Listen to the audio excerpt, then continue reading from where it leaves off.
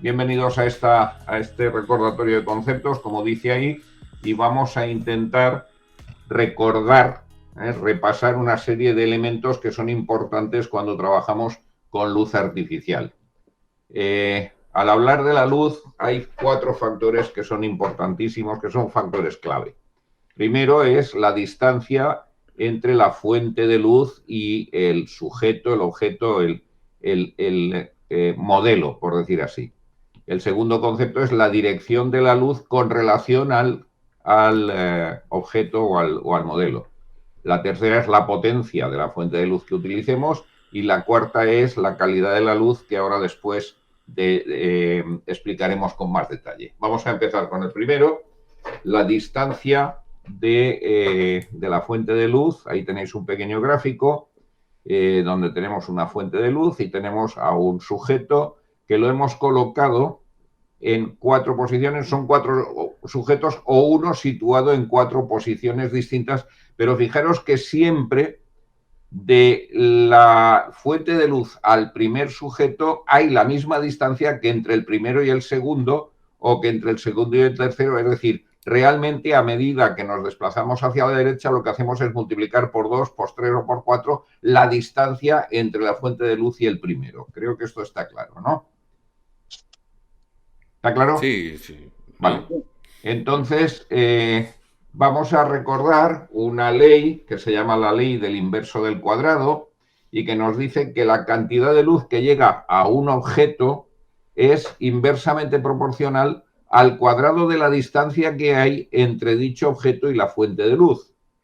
Quiere decir que si aplicamos eso en nuestro caso, al primer sujeto le llegaría, aplicando esta fórmula, 1 dividido por 1 al cuadrado, es decir, 1, mientras que al segundo le llegaría 1 dividido por 2 distancia, elevado al cuadrado, que es 4, a este 1 dividido por 3 y al otro 1 dividido por 4 al cuadrado. Esto así está muy bien como fórmula para colegio, pero a nosotros realmente lo que nos dice más es esta misma fórmula si la traducimos en porcentaje de luz que le llega a cada uno de estos sujetos en proporción a la que le llega al primero. Es decir, si al primero, a esta distancia 1, le llega el 100% de la luz que sale de esta fuente, el que está al doble de distancia solo le llega la cuarta parte, es decir, el 25%.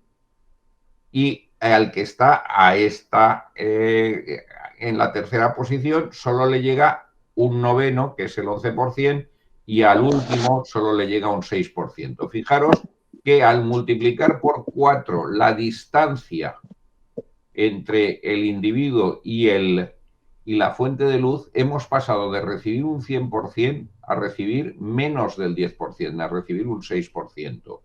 Evidentemente, esto lo que nos está diciendo es que si queremos recibir la misma cantidad de luz, vamos a tener que abrir el diafragma, pero a veces el diafragma ya lo tenemos suficientemente abierto y no nos da para que llegue, o para facilitar que llegue más luz al, a nuestro sensor. Por lo tanto, tendremos que buscar otras fórmulas que serán, pues, o alargar el tiempo de disparo, es decir, bajar la velocidad, o aumentar la potencia del flash, si esto es posible. Pero vamos, este es un primer concepto que después ya veremos cómo lo tenemos que desarrollar, ¿no?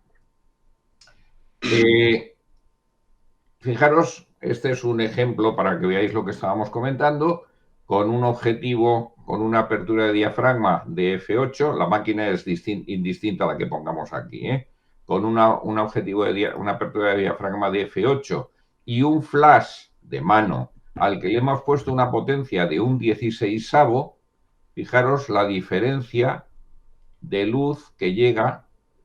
Según la modelo, en este caso, la chica está a una unidad de distancia, o al doble o al triple. Aclaro unidades de distancia porque no es metros, pueden ser metros, centímetros o kilómetros, me da igual. Estamos hablando de que sea siempre múltiplos de la distancia que hay entre el sujeto y la fuente de luz. Evidentemente, si nosotros quisiéramos, por lo que sea, alejar la modelo hasta el triple de distancia y que estuviera igual de iluminada o prácticamente igual de iluminada que está en la primera posición, bueno, ¿qué me sugerís? ¿Qué podríamos hacer? Hablad. ¿Ya os habéis ido todos? No. Estamos. Bueno, pues Abrir el diafragma abrir el diafragma, una, o aumentar la ISO aumentar la ISO o aumentar la potencia del o aumentar flash, la ¿no? potencia de la flash. Es Sí. decir, si lo que queremos, como digo, es que la modelo que está más alejada esté igual que la primera, prácticamente igual, porque nunca se consigue, siempre hay una pérdida de luz por la distancia, tendríamos dos opciones. O bien, si decidimos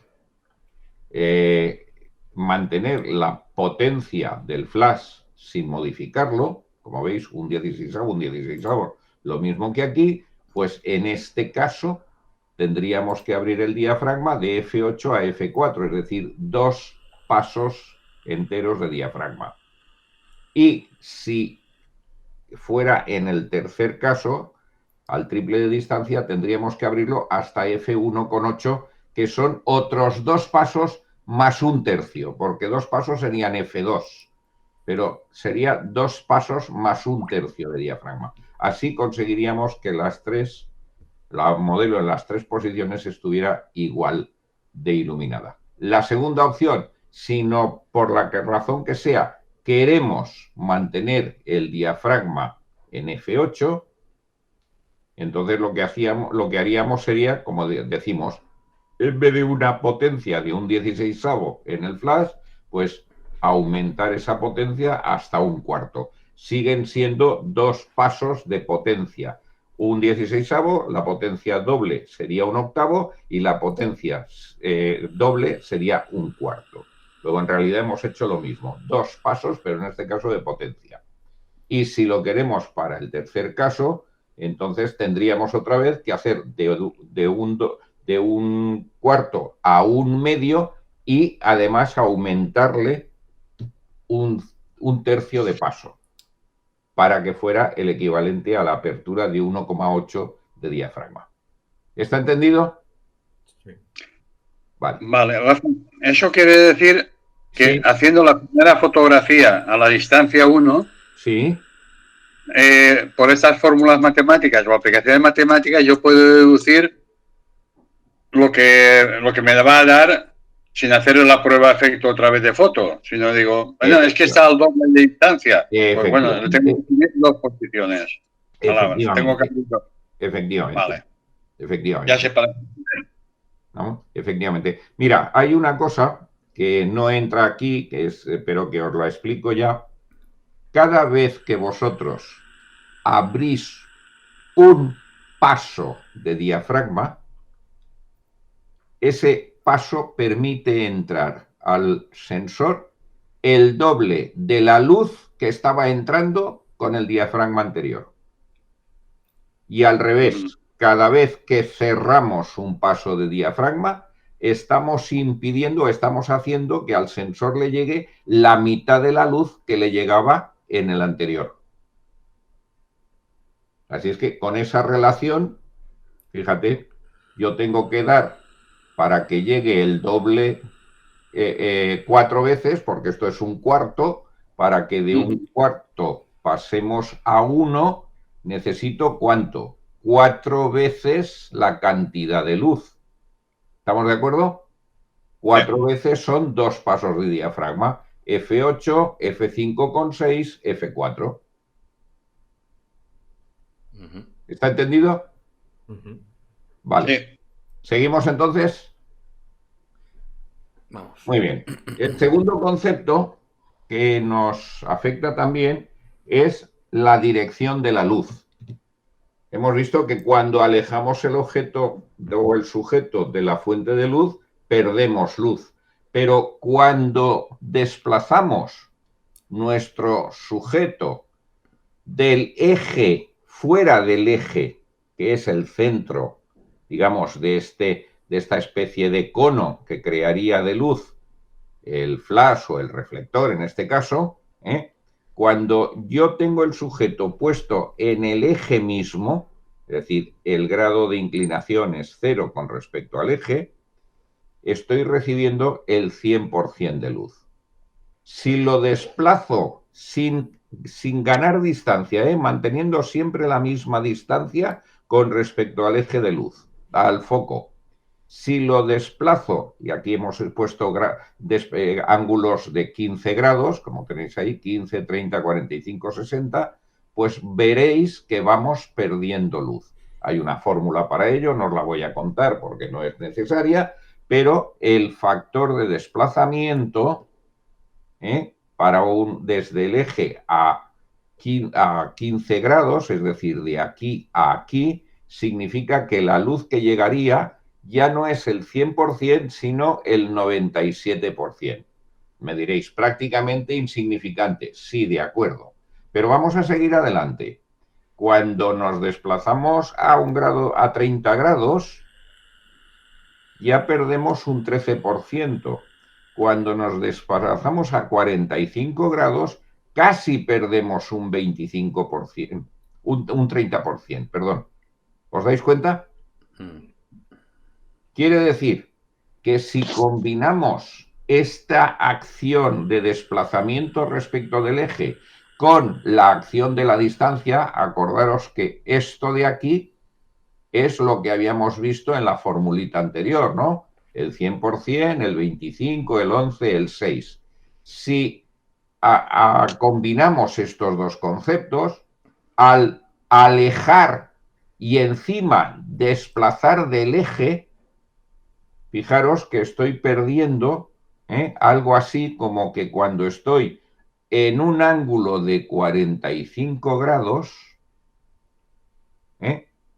estoy perdiendo del 71% al 18% de luz.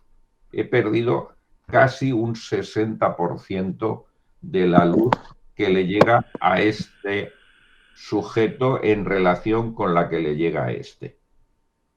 Por lo tanto, aquí simplemente era para que os dierais cuenta y tuvierais presente, al desplazar, al girar como si fuera un círculo alrededor del foco de luz, vamos perdiendo. Evidentemente, cuando estamos a 90 grados, aquí no le llega nada, estamos a 0, ya lo veis. Pero no nos pongamos tan dramáticos, pongamos que un desplazamiento desde aquí del eje hasta 30 o hasta 45 grados se puede dar. Por eso veréis que cuando hay un grupo muy numeroso de personas y el fotógrafo dice poneros en arco, lo que está haciendo es crear esto, pero él sabe que está perdiendo luz. ¿Qué es lo que va a hacer a continuación? Hacer que estos de aquí se acerquen más. De forma que no es un arco de circunferencia, sino que sería un arco como de una elipse. Así, para que les compensara el desplazamiento del eje con el ganar distancia respecto del foco de luz. ¿Está entendido? Bueno, pues ya veis, hay dos factores que producen pérdida de luz y por lo tanto tendremos que corregirlos a la hora de disponer el sujeto con respecto al foco. El tercer concepto que hablamos es la potencia. Entendemos por potencia la potencia del flash, lógicamente, y se define como la cantidad máxima de luz que este flash puede emitir en su máxima potencia, es decir, graduándolo al 100% de potencia. Se expresa mediante lo que se llama el número guía, que aparece en muchos sitios como NG. El número guía en las máquinas analógicas o en los flashes que se vendían para las máquinas analógicas venía acompañado en el flash con una tablita, que ahora después os enseñaré porque la he reproducido también, para que pudierais calcular rápidamente en función de la ISO o en función de la distancia o en función de la apertura del diafragma. ¿Qué es el número guía? El número guía se define siempre referido a una sensibilidad ISO 100. Si cambiamos la ISO, pues nos cambiará el número guía, pero bueno, no vamos a entrar en ese detalle ahora. Y se define que es la distancia máxima efectiva, es decir, la distancia máxima a la que podemos iluminar bien un sujeto en función del flash a su máxima potencia, lógicamente, y con un diafragma teórico ideal F1 que nunca tendremos en nuestra lente. Y entonces, Rafael, ¿para qué me complicas la vida si yo no voy a tener nunca un diafragma F1? No, pero lo que sí vas a tener es un diafragma que tú conocerás y que te permitirá, en función de ese diafragma, saber hasta qué distancia en cada caso. ¿Por qué? Porque si recordáis lo que estamos diciendo, el número guía es apertura del diafragma por distancia máxima a la que puedo. Si yo conozco el número guía, por ejemplo, un número guía que sea 40, un flash que tenga número guía 40, y yo pongo un diafragma F8, que es el que voy a utilizar en mi fotografía porque es el que quiero usar, pues está claro, el número guía 40, el diafragma 8, pues resulta que solo podré iluminar algo que esté hasta los 5 metros de distancia, es decir, entre el flash y 5 metros de distancia. A partir de los 5 metros de distancia quedará pobremente iluminado o no se verá. Esa es la utilidad del número guía. Entonces, como os decía, podemos construirlo nosotros mismos en función de esta formulita. O también, como os decía antes, venía en las flashes de las analógicas, pues aquí tenéis una tabla que yo os he construido que nos dice la distancia máxima en metros, siempre a sensibilidad ISO 100 en nuestra cámara y en función del número guía. Si tengo un número guía muy pobrecito, es decir, un flash muy baratito que tiene un número guía 20, pues quiere decir que si yo pongo un diafragma de F16, solo puedo iluminar algo que esté hasta 1,3 metros de distancia del flash o del objetivo. Si me voy voy abriendo el diafragma más, va bajando la F y podría llegar hasta un máximo de 10 metros con un diafragma F2, que sería un diafragma bastante abierto de alguna lente. Lo más normal sería un diafragma 2.8 o 4, que es lo que solemos utilizar en muchas lentes, y ahí ya veis, pues podríamos hacer una iluminación hasta 5 metros o hasta 7 como máximo. Si tenemos un flash de más calidad, con un número guía 32, 40 o 58, que son los que se suelen comercializar por las marcas en muchos casos, pues ahí tenéis la cantidad de distancias que podríamos nosotros y a las que podríamos iluminar nuestro sujeto. ¿Está entendido? Sí, pero tengo una pregunta, Rafa. Adelante. Vamos a ver, hablamos de la cámara en el eje vertical de la cámara, ¿no? ¿Qué pasa Claro. si... Perdón, en el eje vertical quieres decir... Encima de la cámara o al lado. Sí, claro, sí. En este caso estamos hablando de que el flash va puesto encima de la cámara para que la distancia sea la misma de la cámara que del flash. Eso es. Entonces, la pregunta mía es, ¿y qué pasa si cojo el flash y lo pongo a 2 metros de distancia, por ejemplo, y la cámara se mantiene a esos 2 metros hacia atrás? ¿Los cálculos son los mismos? Vale, a ver. Primero, tú me estás diciendo, yo cojo el flash y lo pongo sobre un pie o sobre un soporte. Exacto. Fuera de la cámara. Exacto. Y lo acerco.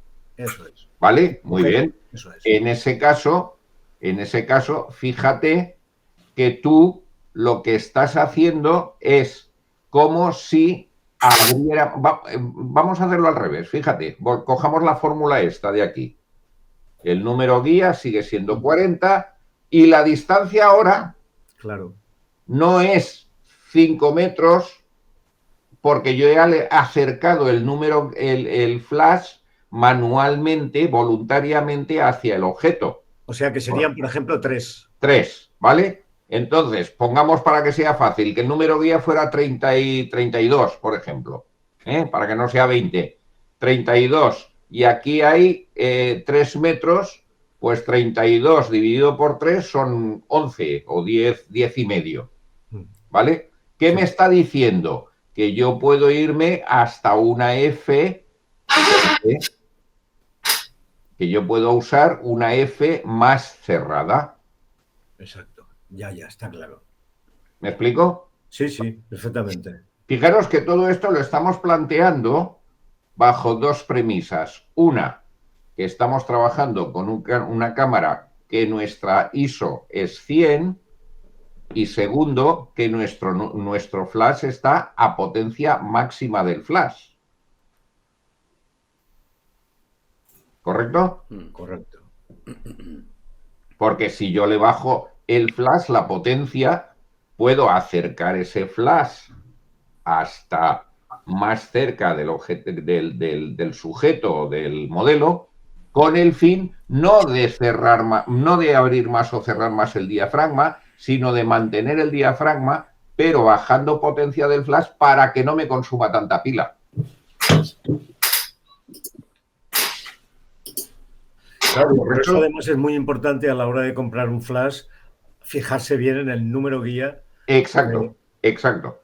Ese es el mensaje que yo os quería transmitir de aquí con todo este rollete que os he contado. Cuando compréis un flash, mirad que el número guía sea alto, esté entre 40, 58, 60, 70, hay incluso de 82 o de 85 en algunas marcas, pero vamos, esos ya son de profesional y son estos que llamamos de báculo, que parece que sean como una pistola, ¿no? Que van puestos laterales a la cámara, que los llevaban los profesionales hace muchos años. Pero normalmente 40, 58 hasta 70 son flashes para poner encima de la cámara, que no son demasiado grandes ni abultados y que os pueden servir, y que desde luego os da la ventaja esta, de que con un flash de 70 yo a F11 estoy disparando a 6 metros.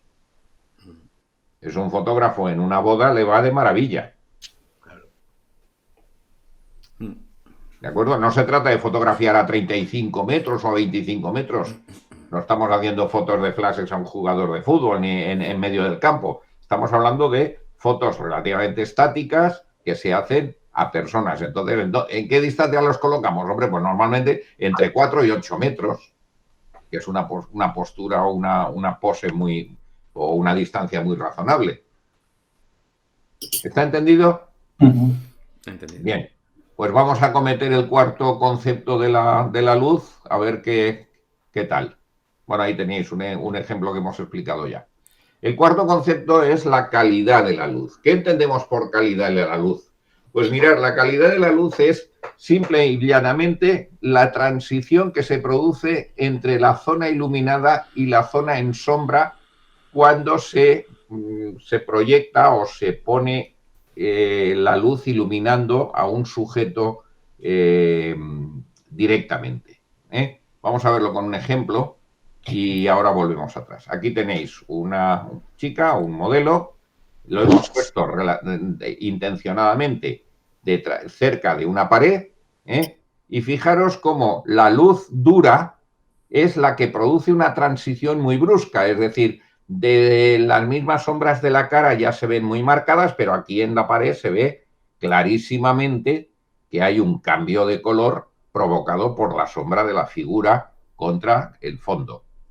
Sin embargo, cuando la luz es suave, ese cambio de color no se produce, esas sombras en la cara no se producen. Decimos que la foto está menos contrastada en el lenguaje fotográfico. Bueno, pues la luz dura y la luz blanda pueden estar producidas por la misma fuente de luz. Simplemente es dependiendo de cómo utilicemos nosotros esa luz o cómo la modifiquemos. Sin pensar todavía nada en modificar la luz, diremos siempre que una fuente de luz pequeña produce una luz dura. Imaginaros una persona iluminada por una linterna. La linterna tiene una fuente de luz relativamente pequeña, aunque sea de un plato más o menos grande, pero tiene una luz relativamente pequeña, produce una luz dura, muy contrastada. Las sombras serán muy duras. La fuente de luz grande produce una luz suave, en contraposición a la pequeña. Y aquí alguien me tendría ahora que decir, oye, para un momento, Rafael, a ver, se nos ha dicho siempre que la luz dura, o sea, que la luz del sol a mediodía, en el exterior, a plena luz, cualquier día del año, pero sobre todo un día de agosto, es una luz muy dura. Y sin embargo, el sol es una fuente de luz muy grande. Esto no es un contrasentido de lo que me estás diciendo. Y yo entonces tengo que contestaros, sí, tienes razón, el sol es una fuente de luz muy grande, pero que está lejísimos. Con lo cual el efecto que a mí me produce es como si fuera una linterna, una fuente de luz pequeña. ¿Me habéis entendido? Sí, sí. Perfecto. O sea, tenerlo siempre en cuenta porque esa es una especie de contradicción que se nos produce muchas veces. Si el sol es enorme, si todas las veces me ha dicho, me han enseñado desde niño que es no sé cuántas cientos de veces más grande que la Tierra, ¿cómo me dices tú ahora que esa luz que produce es dura? Si me estás hablando de que las fuentes de luz grande producen luz suave, no, es dura, pero está tan lejos que a pesar de ser tan grande, mi efecto aquí es muy pequeño. Fijaros que hay una cosa muy sencilla. Yo al sol lo puedo tapar con el pulgar de mi dedo, simplemente poniéndome en la posición adecuada. Luego fijaros si es pequeño su tamaño relativo. Una pregunta, Rafael. Sí. Buenas tardes a todos. Una pregunta. La luz dura y la luz suave, ¿sí? Con el mismo flash del mismo tamaño, a menos potencia... siguen siendo igual de duras. Siguen siendo igual de duras. Siguen siendo, sí. La luz de un flash de mano, permíteme que pase adelante. Mira, la luz de ese flash es una luz pequeña y es una luz dura. Independientemente de que dé más potencia o menos potencia. Independientemente de que el flash tenga más o menos potencia. Lo que ocurre es que iluminarás más o menos, pero el paso de luz a sombra o de luz a oscuridad seguirá siendo igual siempre. Vale, gracias. No es cuestión de la potencia, es cuestión del tamaño relativo entre la fuente de luz y lo que estoy iluminando. Entonces, vale, hecha esa pregunta y me alegro y te agradezco que me la hayas hecho porque me da pie a lo siguiente. Rafael, entonces yo los flashes, ¿qué los voy a sufrir? Siempre con sombras. No voy a poder nunca fotografiar quitando las sombras. No. Para eso está lo que llamamos los modificadores. Un modificador es esto que hemos puesto delante del flash. Lo que hace es convertirme esta luz, fijaros que era muy pequeña y muy concentrada, me la dispersa, me la abre. Con lo cual, en ese caso, me crea una fuente grande, aunque el origen sea pequeño, porque es el mismo, pero el efecto del difusor hace que esa luz tenga el efecto de una fuente grande y eso me permite que la luz sea suave. ¿Está captada la idea? Para eso utilizamos los modificadores. A eso y para otras cosas, a veces no. Ahora veréis que hay veces que conscientemente vamos a utilizar modificadores que producen luz dura adrede y queremos que sea así. Pero eso ya es nuestra voluntad. Ahora ya somos nosotros los que tenemos capacidad para modificar nuestra luz, aunque sea luz artificial y aunque sea luz dura.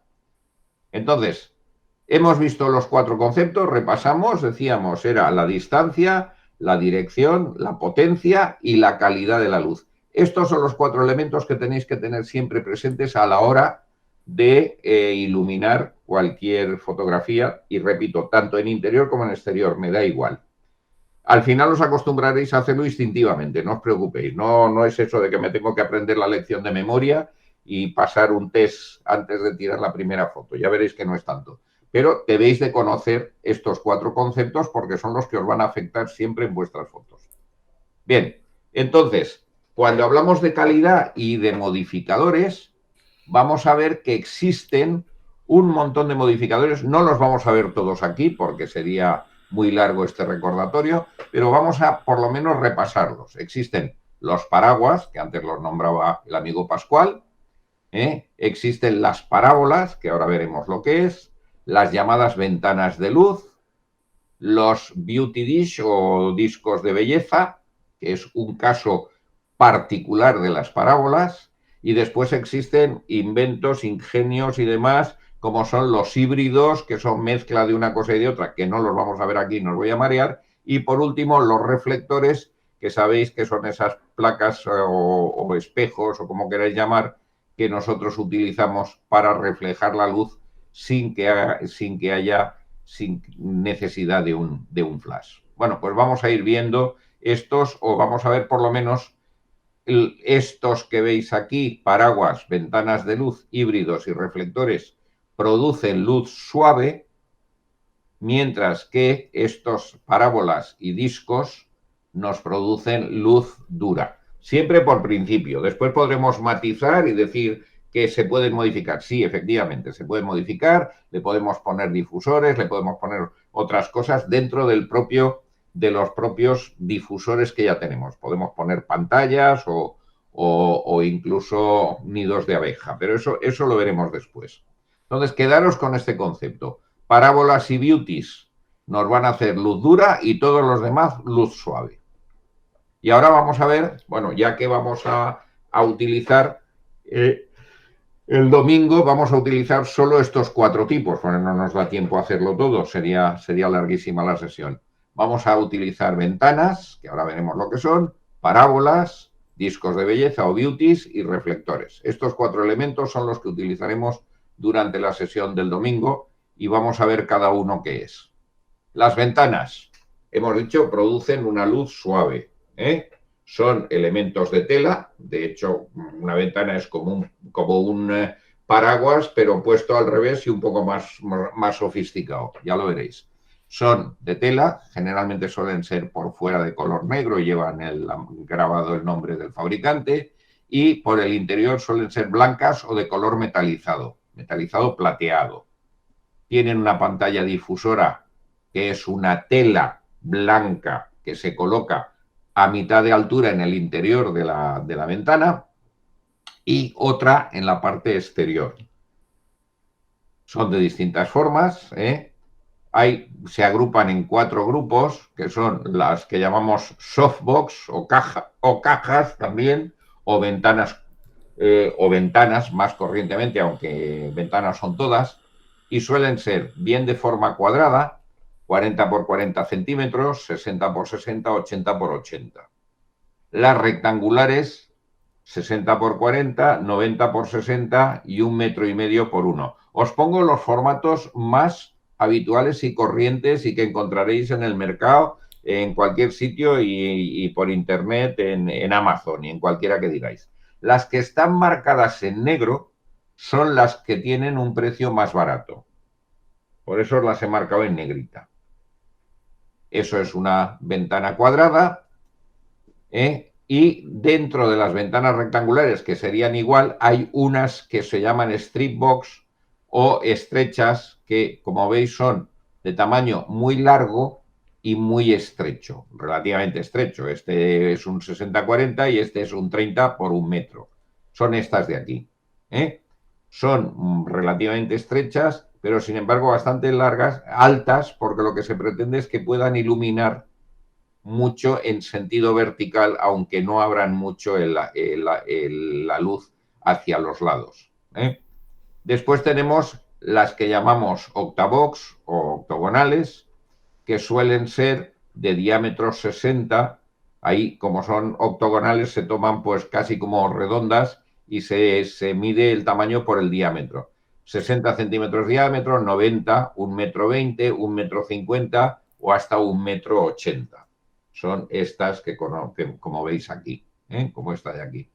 En cualquiera de estos tres modelos, o los cuartos que veáis, primero, como digo, tienen dos telas como esta blanca de aquí, esta incluso también la lleva, tienen dos pantallas difusoras, se llaman, una que está aquí en la parte exterior y otra que suele estar más o menos en el interior, así, a mitad de camino. La idea que es que la luz, antes de salir, rebote entre esas pantallas y salga lo más uniforme y suavizada que se pueda. Por esto decimos que todos estos elementos producen luz suave. Además, si queremos dirigir la luz de forma que no se abra por los lados, ni para que se centre más, le podemos poner lo que se llama un panel de abeja, que es como una especie de rejilla que se coloca con unos velcros, gracias, velcros, generalmente, y se sujeta aquí, o sea, en las cuatro esquinas prácticamente, o en estos más largos también por aquí, por el centro. En todas ellas existe un nido de abeja. Para los que me diréis, bueno, Rafael, ¿y esto se puede usar con mi flash de mano? Pues sí. Sí, porque existen esta clase de adaptadores. Esto es un adaptador que se pone sobre un pie. Aquí veis la varilla del pie, como un pie de flash o como un trípode. Y en este agujerito de aquí se mete el flash, se sujeta con este tornillo y después estas piezas se adaptan a esta coronita de aquí, que como veis tiene 1, 2 y 3 incisiones o tetones, que son los que sujetan la ventana para que no se caiga. Entonces, se pueden utilizar fuera de la cámara con toda facilidad. ¿Preguntas, dudas, algo? Sigo entonces. Está bien. Sigo entonces. Las siguientes, decíamos, son las parábolas. También utilizaremos alguna el domingo. Estas producen una luz dura. Generalmente suelen ser de metal, aunque también las hay de plástico. Suelen ser, como siempre, de color negro por fuera para evitar los reflejos, y metalizadas y con un aspecto rugoso en el interior, para que la luz no salga directa, sino que salga siempre rebotada. Eso es una parábola, como veis, tiene forma como de una pantalla de una lámpara, por decir algo. Se sujeta por aquí al soporte. Hay de distintos tamaños. Esta es una pantalla de 20 centímetros, quiere decir el diámetro que tiene aquí son 20 centímetros. Y cada una de ellas, como veis, lógicamente es imaginaros que la luz sale por aquí y aunque vaya rebotando, pues al final genera como un cono que está condicionado por este aro de aquí. Bueno, pues si ponemos una pantalla y el aro es mucho más grande, lógicamente abrirá mucho más la amplitud de la campana de luz, del cono de luz. Entonces hay distintos tamaños, estas son de 20, esta será de 35, de 45 y hay hasta de 60 de diámetro.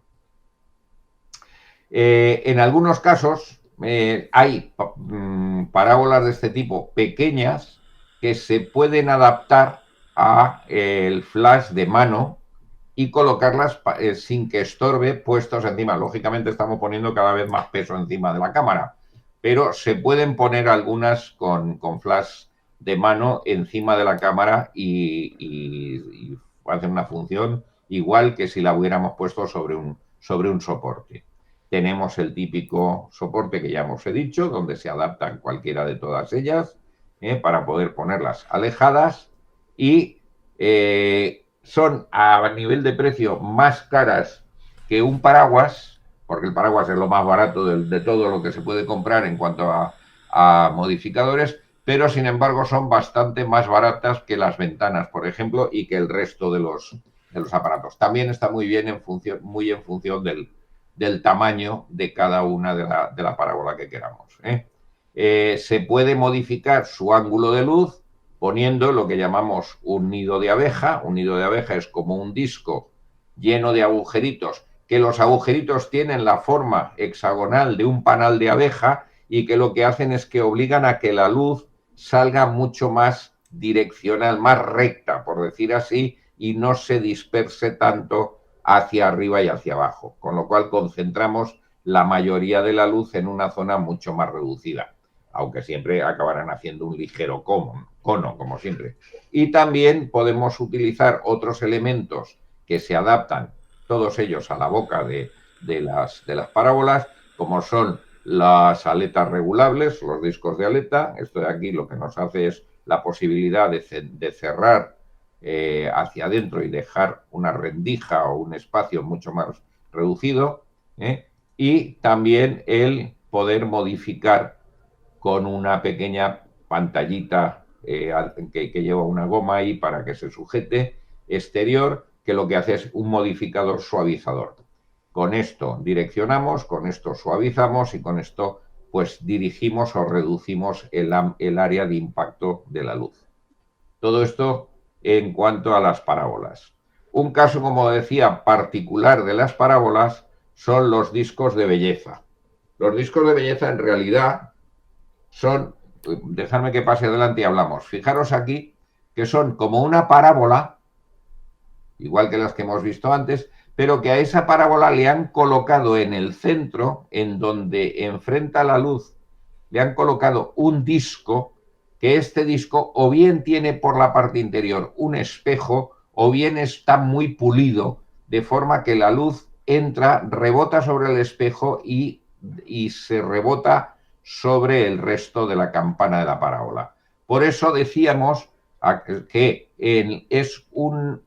son unos pseudoparábolas que producen una luz dura en el centro y, sin embargo, una luz suave en todo el disco exterior. Se utilizan mucho en fotografía de belleza y de moda y demás, porque lo que se pretende es, por ejemplo, resaltar la cara, el peinado o una determinada parte del cuerpo de la modelo.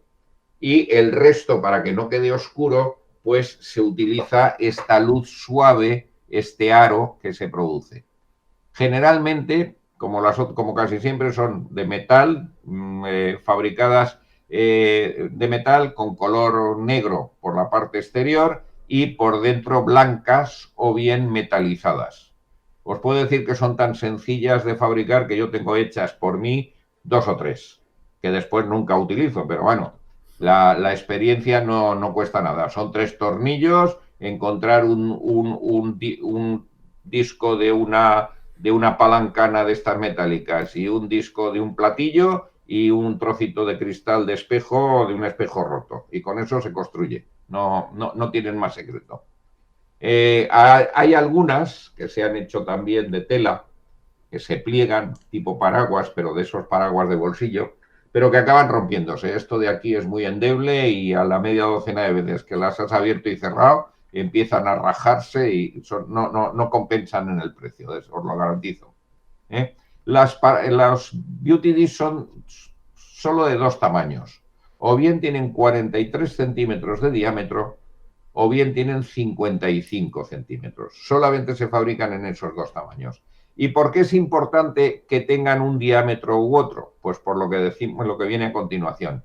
Para que sea efectivo su impacto, se tiene que colocar la parábola esta a 1,5 veces de su tamaño de distancia al sujeto. Es decir, si tengo una parábola de 55, pues 1,5 veces son 75, 80 centímetros. Quiere decir que yo no puedo alejar, si quiero conseguir un efecto de Beauty Dish, no debo de alejar esta parábola con el flash más de 80 centímetros del sujeto o del objeto que voy a iluminar. En el caso contrario, funcionan simplemente como una mera parábola, es decir, se pierde el efecto de doble círculo y se ve toda la luz iluminada igual. Más suave que las parábolas, pero no hacen el efecto para el que están pensadas. También se puede utilizar para direccionar los discos, los nidos de abeja, o incluso los difusores para si se quiere suavizar un poco. A ver, como veis, tenemos oferta y soluciones para utilizar todos estos elementos en cantidad. ¿Alguna pregunta? Dejarme que beba un poquito de agua y recupere el resuello. Y mientras, va a preguntar algo. Bueno, yo tengo una pregunta que se me ocurre. Vale. Porque, Vale. por ejemplo, los Beauty Dish, en principio, o bueno, los Beauty, las parábolas, por ejemplo, se usan para hacer, o sea, para conseguir luz un poquito más dura, ¿no? Sí, efectivamente. Y a la vez también le podemos poner un difusor para que sea más suave. Más dura, menos dura. Claro. Seguiría siendo luz dura porque sigue siendo una fuente de luz pequeña. Recuerda que los tamaños que veíamos antes aquí Sí. son relativamente pequeños, con lo cual la fuente de luz seguirá siendo, pero a ver, esta luz así sin nada será mucho más dura que si le pongo esto. Pero no se parecerá en nada a una ventana, por ejemplo. No, ni mucho menos. No, Por eso. ni mucho menos.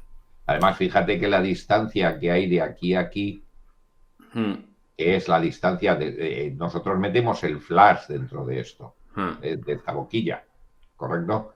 Con lo cual el flash, de la distancia de la boca del flash, imagínate que está aquí donde está la punta de mi flecha, de ahí hasta aquí son 15-20 centímetros. Claro. Vamos, en una caja de luz, en una ventana, estamos hablando de 40 centímetros de distancia. ¿Sabes? Más del doble. Con lo cual la suavidad es mucho más fuerte. Además, en las ventanas, hemos dicho, hay una doble tela, hay dos piezas de tela como esta, con lo cual la luz todavía queda más tamizada. Vale. Perfecto.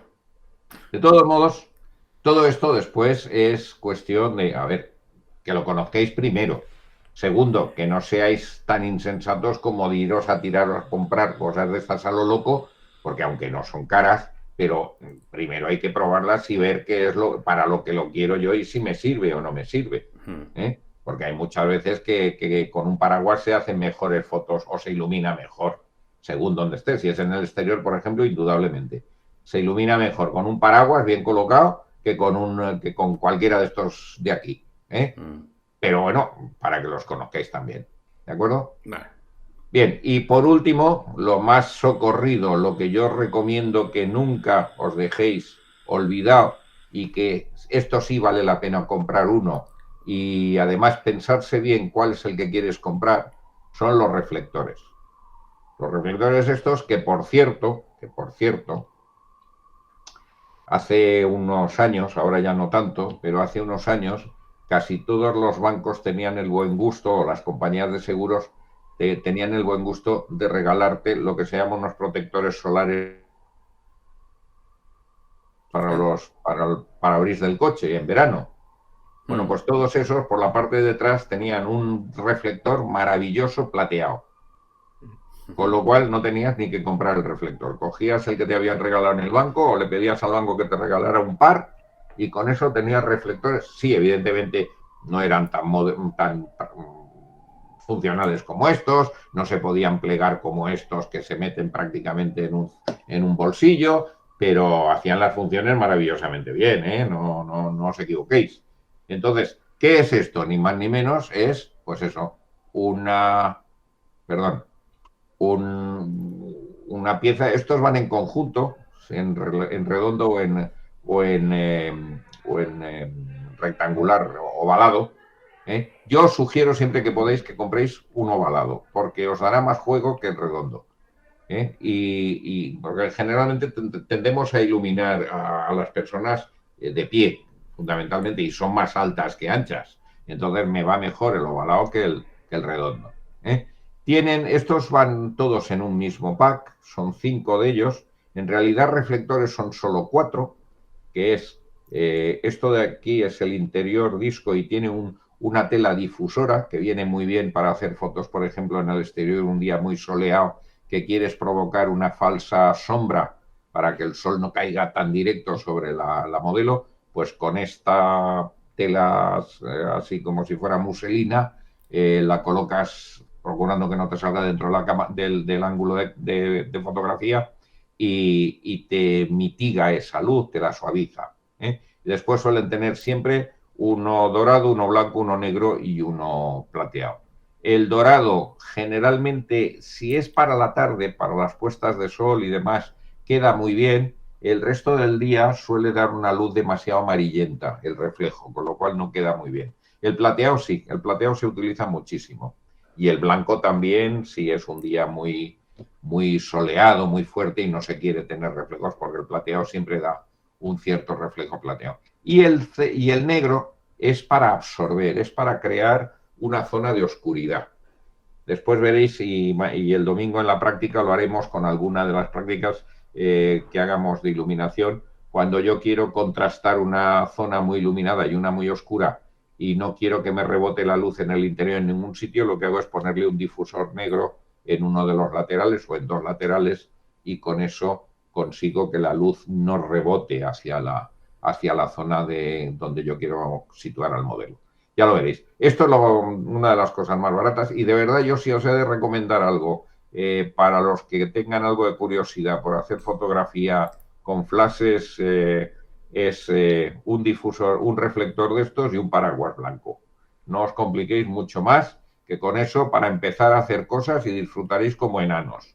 Después todo lo demás ya vendrá después, que ya veréis. Esto de aquí es simplemente un aparato, se llama una jirafa, y lo que sirve es para cuando va el fotógrafo solo y no tiene ayudante y quiere colocar el difusor, sea este o sea este, el reflector, perdón, sea este o sea este, de una forma determinada y él no puede estar con una mano manejando el reflector y con la otra la cámara, pues lo que se suele utilizar es esto de aquí, que es una especie de jirafa que tiene el pie del flash o el pie del difusor y después otro brazo inclinado con un par de pinzas que sujetan el difusor, más o menos para que lo veáis. También llevaré yo a la sesión 1 para que lo veáis y veréis que lo utilizaremos en algún caso. Bien, pues sobre iluminación, sobre elementos de iluminación, yo creo que más o menos eso es lo más interesante que podía contaros. Hemos visto conceptos sobre la luz y las características de la luz, cómo modificar la luz con elementos externos y ahora vamos a dar un pequeño repaso a los primeros esquemas, los más elementales sobre iluminación con una única fuente de luz, quiere decir con un solo flash, no vamos a utilizar más. Mi idea es que el domingo hagamos prácticas de algunos de estos esquemas y que todos tengáis ocasión de poder disparar algunas fotos sobre estos esquemas, aunque bueno, pues a lo mejor os van a salir un poco repetidas porque todos estaremos haciendo el mismo esquema en el mismo lugar y con la misma modelo, pero bueno, ya iremos buscando ángulos y demás para que no todas las fotos sean iguales, ni tampoco el plano de enfoque, que eso os lo dejaré a vosotros.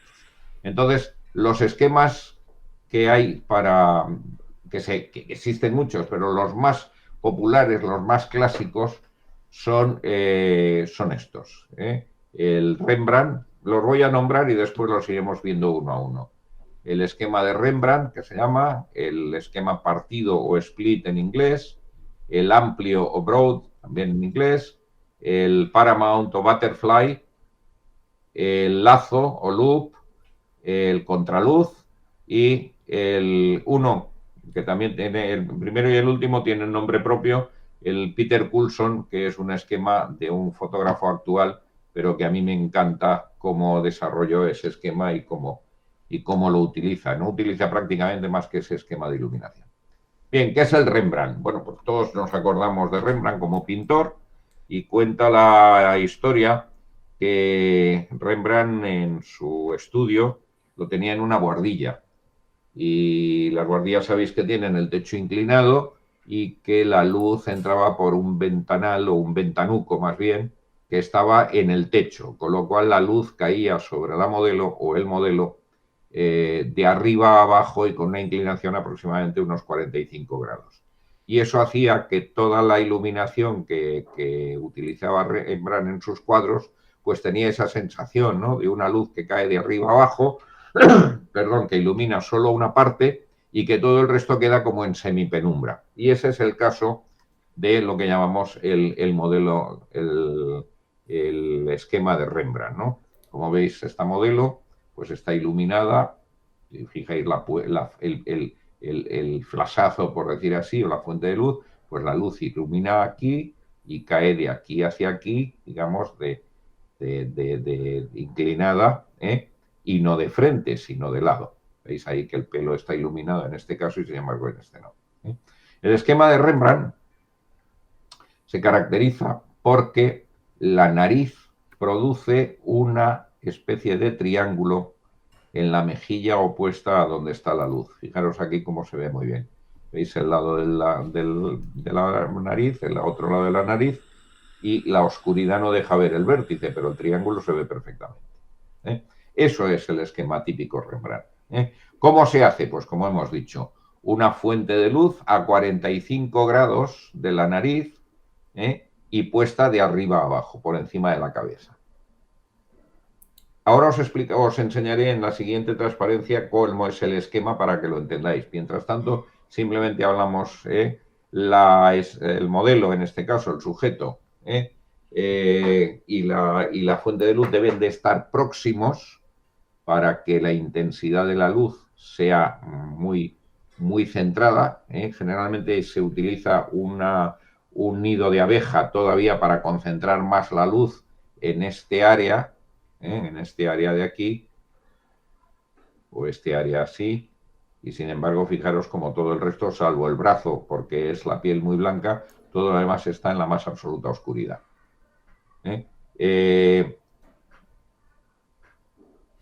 Si necesitamos, en algún caso, suavizar alguna sombra, por ejemplo, este brazo que quisiéramos, o aquí perfilar un poco, lo que se puede hacer es colocar un reflector manual en este lado. Se puede utilizar una segunda luz, pero no es necesario. Colocar un reflector vertical aquí, y si no queremos eso y lo que queremos es intensificar el efecto de oscuridad, se puede poner un reflector negro para que no permita que la luz rebote en las paredes o en cualquier lugar y retorne para iluminar partes que no queremos. El esquema de luz, pues es este, ni más ni menos. Nuestra cámara, la modelo está mirando directamente a la cámara y a 45 grados está la luz, a 45 grados de la modelo y ligeramente por encima de su cabeza, para que la luz dé esa sensación como de que está cayendo de arriba a abajo. ¿Está claro? Sí. ¿Alguna pregunta? ¿Alguna duda? No. ¿No? No. Como veis, evidentemente, no lo he dicho, no sé si lo digo por aquí, pero vamos. Sí, fíjate, deben de estar próximos, como estamos viendo, más o menos esto está a un metro, y alejados del fondo con el fin de evitar, o sea, de conseguir que el fondo quede oscurecido, como hemos conseguido aquí, y quede todo muy uniforme, tanto el fondo como las prendas. Se procura que la modelo para este tipo de iluminación, pues vista de oscuro, no hace falta que sea de negro riguroso, pero sí en colores oscuros, porque esto con un color blanco, amarillo o clarito, pues desmerecería mucho el efecto de contraste blanco-negro. Después, otra cosa que es habitual, aunque el Rembrandt se utiliza en todo tipo de fotografía, pero cuando se fotografía en blanco y negro, o cuando se fotografía y después se pasa a blanco y negro la fotografía, tiene mucho más impacto el efecto del Rembrandt. Pero se pueden hacer fotos en Rembrandt con luces, con cámara de color, con el perfil de cámara en color. No hace falta que sea negro. Bien, seguimos. El segundo, que es el llamamos split o partido, a mí me gusta más partido porque en español queda más claro, es cuando lo que hacemos es, pues eso, partir prácticamente al modelo por la mitad, dejando una zona perfectamente iluminada y además iluminada en demasía. Fijaros que casi no se le ve ni los rasgos de la cara ni nada. el pelo y porque es oscuro, porque tiene barbita, y la otra parte completamente oscura que no se llega a ver ni siquiera el ojo. Si esto además el fondo fuera negro, todavía sería más acusado el efecto.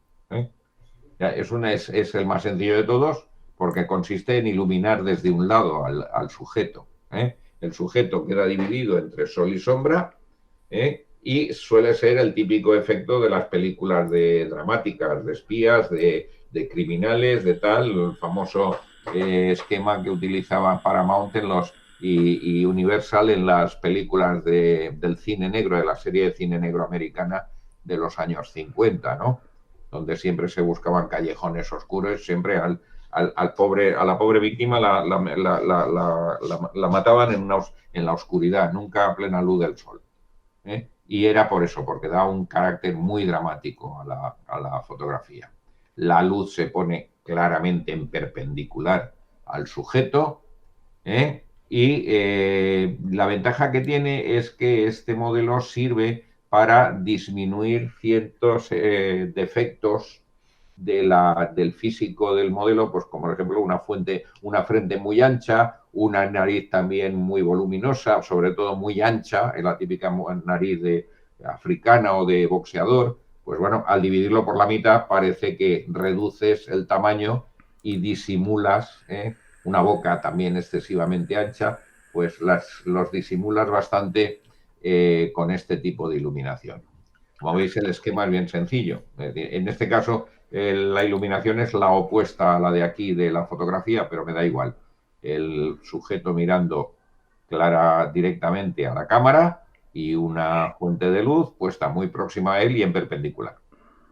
Y también lejos del fondo para que no se ilumine, salvo que se quiera tener un fondo bien iluminado, con lo cual pues utilizas otros puntos de luz o abres el diafragma para que se quede más iluminado al fondo. Pero no suele ser lo habitual. El tercer esquema, el esquema que se llama el amplio, es una mezcla de los dos estilos anteriores, es decir, hacemos un Paramount, pero así como en el Paramount, recordad que el modelo miraba directamente a cámara, en este caso no. En este caso lo que se hace es que el modelo gira 45 grados en el sentido contrario a donde está la iluminación, con lo cual tenemos la iluminación a 45, digamos, la iluminación da directamente al lateral del modelo, como se ve ahí. La parte más alejada queda prácticamente en la oscuridad o muy reducida su iluminación respecto de la parte de la cara o del cuerpo del modelo que quedan recibiendo toda la luz del esquema. Como veis, el esquema es muy sencillito. El Paramount el Rembrandt es este mismo, pero con el individuo mirando directamente a la cámara. Ahora lo que hemos hecho es girar al individuo de forma que se quede, digamos, con el eje en perpendicular con el eje de la fuente de luz. El Butterfly o Paramount, Butterfly se llama porque, si os fijáis, es un esquema que produce en la parte de debajo de la nariz del modelo siempre como una especie de mariposa, una especie de alas de mariposa. Y se llama Paramount porque este esquema lo utilizaba muchísimo esa compañía de cine, Paramount, en sus películas. Ahí tenéis a Marlene Dietrich en una de sus películas, El Ángel Azul, y precisamente, que era de Paramount, y precisamente ahí describe perfectamente lo que es. El modelo, pues como veis, es muy sencillo.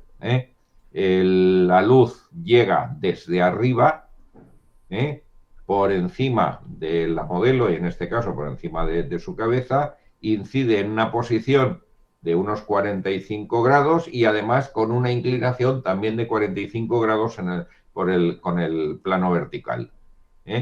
Para evitar, el inconveniente que tiene es que al llegar la luz así tan directa desde arriba y tan inclinada, pues en los modelos o en las personas que tienen una cara muy angulosa, como es este caso, toda la barbilla, el cuello y demás queda muy a oscuras.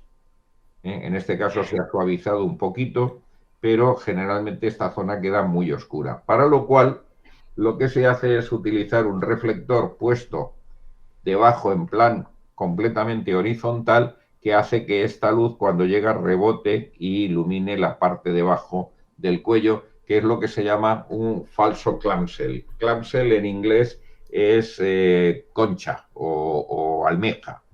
Y hacer el efecto clamshell es conseguir poner dos luces, una desde arriba y otra desde abajo, para iluminar el modelo. Aquí, como es una sola luz y un reflector, pues se le llama falso clamshell a ese efecto. El modelo, como veis, el esquema es este, es decir, la luz llega a 45 grados desde aquí y a 45 grados de inclinación a la cámara. La modelo está mirando, o el modelo está mirando directamente a la cámara, y si hubiera que poner un falso clamshell, lo que se haría es poner aquí un reflector, de forma que esta luz que cae aquí y esta que cae aquí rebota y le ilumina la parte de debajo de la mandíbula. El quinto modelo es también otra mezcla, es el modelo clamshell, el lazo, y es muy típico de las películas o de las fotografías estas para chiquillos o personas a las que les quiere dar un aspecto de pilluelo o algo así, ¿no? Una foto muy poco formal, por decir así. Es simplemente una combinación de un Rembrandt y un Paramount, es decir, luz desde arriba a 45 grados de arriba a abajo y luz frontal y colocada también con respecto al modelo como si fuera frontal a 45 grados. No os compliquéis la vida, porque es una combinación de ambos dos modelos, y ya veréis cuando hagamos la práctica que es simplemente mover el Paramount, girar la posición respecto al modelo. La nariz, la sombra que produce la luz en la nariz no es tan exagerada como en el caso que hemos visto antes de Marlene Dietrich, de la mariposa, es mucho más disimulada, y lo que hay que procurar es que la luz no caiga tan sumamente vertical como para que este triangulito que forma aquí invada el labio y llegue hasta la boca. Eso queda muy feo y es algo que se critica muchísimo en este tipo de fotografía. Hay que procurar, pues eso, graduar la altura de la luz para que quede relativamente... Normalmente se pone a unos 25 o 30 centímetros por encima del tope de la cabeza del modelo, para que el grado de incidencia no sea demasiado vertical. Es esto, ni más ni menos, como veis. El contraluz. Bueno, el contraluz ya lo dice su propio nombre, ¿no? Es poner al modelo delante de la luz y fotografiar más o menos esto. La modelo está puesta directamente delante de una fuente de luz. Esa fuente de luz, en este caso, es un Octavox que tiene 1,80 m o 2 metros de diámetro, para que quede todo ilumine muy bien por detrás. La modelo recibe la luz desde atrás, y además fijaros que incluso con su piel, que es un poquito tostada, pues se marca todavía más. La luz llega incluso a iluminarle los perfiles del lateral de la cara. Todo eso es el efecto que se llama envolvente, o flare de la propia luz que está llegando desde atrás. Y para que esta parte de delante no quede en la oscuridad, una de dos: o abrimos mucho el diafragma, cosa que nos hace peligrar a veces porque se quede muy quemado el fondo, o algo más sencillo, que simplemente poner un reflector blanco o plateado delante de la modelo y al mismo nivel de la cámara, o al lado mismo de la cámara, que es lo que se hace aquí. Aquí lo veis en el gráfico. Esta foto es de un gran fotógrafo que yo admiro mucho, se llama Paco Alacid. Paco Alacid es un paisano nuestro, es de Elche, y cuando tenía 18 años cogió y se marchó a la aventura, ya era fotógrafo, ya quería ser fotógrafo, ya había hecho sus pinitos aquí, se marchó a la aventura a Estados Unidos y en este momento es uno de los 4 fotógrafos oficiales del Congreso de los Diputados de Estados Unidos. O sea, casi nadie. Creo que la última que había, que ahora ha dejado ya por motivos de edad, era Annie Leibovich. O sea, que fijaros a qué nivel se maneja el amigo Paco. Y además es un tío encantador que siempre que viene a ver a sus padres en verano monta una sesión aquí en el Saler o en Elche o en algo así y vamos y disfrutamos de fotos con él. Y aprendemos un montón. Bueno, y por último ya, el Peter Coulson. Peter Coulson es un fotógrafo actual también, australiano, famoso porque ha hecho infinidad de campañas para firmas de moda de primer nivel mundial. Ha trabajado con Vogue, con Taylor, con casi todas las que queráis imaginar, y que consigue fotos así de espectaculares de la iluminación. Solo dispara en blanco y negro, con una Hasselblad, para que os imaginéis lo que es manejar una cámara que vale algo así como 18.000 euros. Y su gran ilusión es hacer fotos siempre en blanco y negro, consiguiendo lo que él llama el brillo metálico de la piel, que es este brillo así, en ese gris metalizado que consigue él combinando la luz. ¿Cómo lo hace?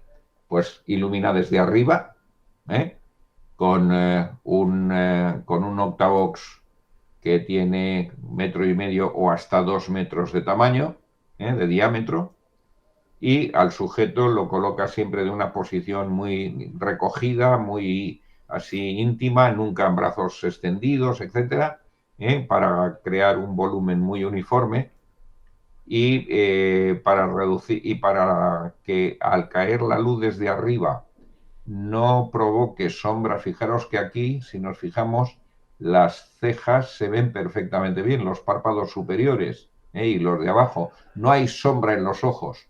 ¿Cómo lo consigue esto? Pues en vez de poner completamente plano y vertical el octavox, lo que hace es colocarlo ligeramente inclinado, pero no más allá de 5 o 10 grados de inclinación hacia abajo por la parte, digamos, más delantera, y situar a la modelo no en el centro mismo de la vertical, sino ligeramente hacia atrás, unos 25 o 30 centímetros. Con lo cual consigue que la luz no entre completamente en vertical, sino que entre ligeramente inclinado, lo suficiente para iluminar pues esas partes de aquí, estas partes de aquí, esta parte de aquí. Incluso, fijaros en el pecho la sombra, cómo la consigue desfilar y dar sensación de volumen por la diferencia de luz y sombras. Yo creo que es desde luego unas fotos para disfrutarlas. Y bueno, pues con esto se han acabado los esquemas de iluminación. ¿Qué vamos a hacer mañana? ¿O qué deberíais de hacer cuando vayáis algún día a cometer una sesión de fotografía, ¿no? Bueno, lo primero es esto. Aquí tenéis una especie de checklist de lo que hay que hacer. Primero, analizar el local, analizar el set donde voy a trabajar. ¿Qué elementos de iluminación voy a contar? Tengo un flash, tengo 2 flashes, tengo reflectores, tengo difusores, etcétera. ¿Qué esquemas de iluminación son los que quiero utilizar, de los que hemos visto? ¿Cómo quiero que aparezca el fondo? ¿Quiero que el fondo sea blanco y solo tengo una fuente de iluminación? Entonces el diafragma va a tener que ser muy abierto. ¿Quiero que sea más oscuro? Bueno, pues si es en gris medio, pues un diafragma F8 puede ir bien, o F7,5. Y si quiero que sea negro, pues vale, diafragma cerrado y ya está. Hacer pruebas de luz ambiente primero y hacer pruebas, o sea, cómo queda el fondo con la luz ambiente, y después hacer pruebas con el flash, a ver cómo queda al desplegar. Ver dónde voy a colocar mi modelo con respecto al fondo y con respecto a la cámara y con respecto a los focos, y a continuación configurar la cámara. La ISO yo recomiendo siempre en interior el ISO nativo de la cámara, el que viene definido como el mejor para disparar en condiciones normales. Suele ser ISO 100, suele ser ISO 200, depende de qué cámaras y tal. Las full frame suelen tener un ISO 200, pero bueno, no es más grave, ¿eh? El diafragma, bueno, el que me haya resultado a raíz de este análisis que he hecho aquí, de cómo quiero el fondo, el diafragma. Velocidad 125 o 160, esa es la velocidad estándar para disparar con flash, ¿eh?